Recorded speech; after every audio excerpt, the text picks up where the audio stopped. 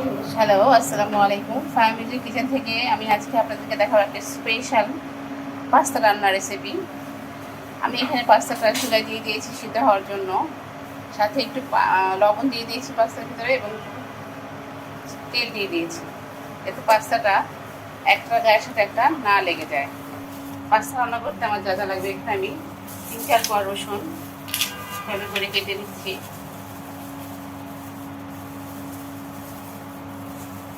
3-4 কোয়া রসুন আমি ভাবে করে ছিলে নিচ্ছি। তো আমি এখন কেটে নিব।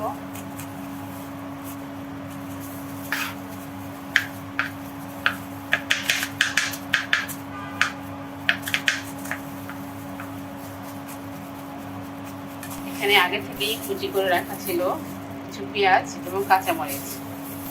এখানে একটা গাজর আমি গ্রেট করে নিচ্ছি।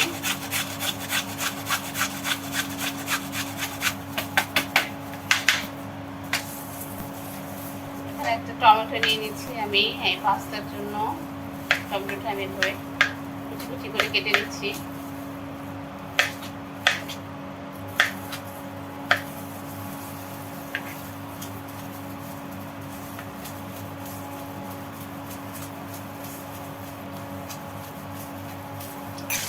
আমি সিদ্ধ হয়ে গেছে, চুলা থেকে নামিয়ে নিয়ে এটা ঠান্ডা পানি দিয়ে ভালো করে আমি কিছু চিকেনের কিমা নিয়ে নিচ্ছি।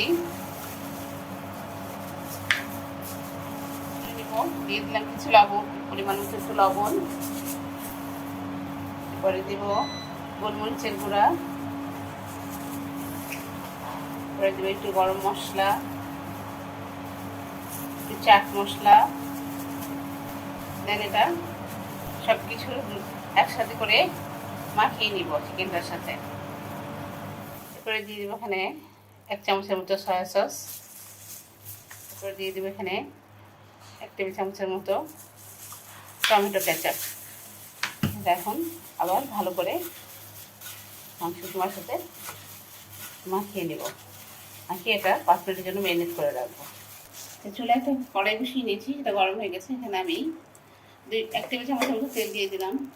তেলের মধ্যে আমি পেঁয়াজ চামচ রসুন দিয়ে কুচি করে রেখেছিলাম, সেটা দিয়ে দিলাম। এখন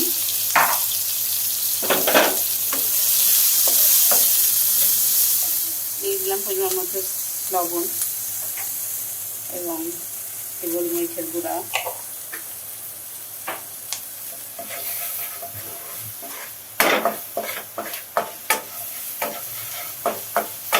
দিয়ে দিচ্ছি টমেটোটা, টমেটো কুচিটা দিয়ে দিলাম। এখন দিচ্ছি 1 চামচ সয়া সস, ম্যারিনেট করে রাখা মুরগির মাংসটা।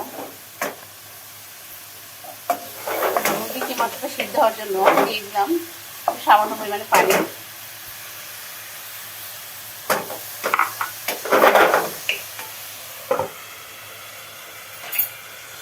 দিয়ে দিচ্ছি গাজর কুচিগুলো,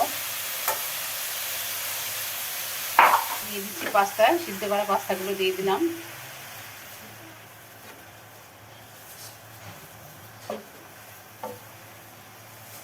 হোয়াইট সস বানাবো। এখানে আমি একটু করে বাটার নিয়ে নিচ্ছি। বাটারটা দিয়ে দিলাম চুলার হাঁড়িতে।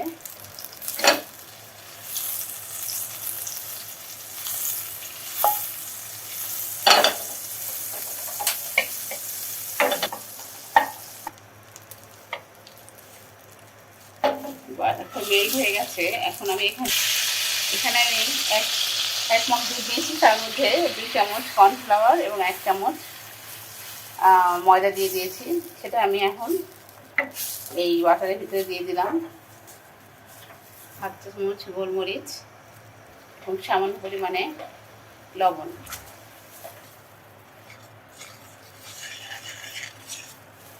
এবং পাস্তা মশলাটা এবং কিছু মজুরালা চিজ গ্রেট করে রেখেছিলাম, সেটা দিয়ে দিলাম।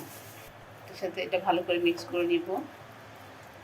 এই সময় চুলার ফ্লেমটা একদমই কমিয়ে রাখতে হবে, তা না হলে খুব দ্রুত এটা জলা পাকিয়ে যাবে। এটা আস্তে আস্তে নেড়ে নেড়ে মিক্স করে নিতে হবে। হয়ে গেছে। এখন আমি পাস্তাটা যে রান্না করে রেখে দিয়েছিলাম সেই পাস্তা আমি এখন এই সসের ভিতরে দিয়ে দিলাম।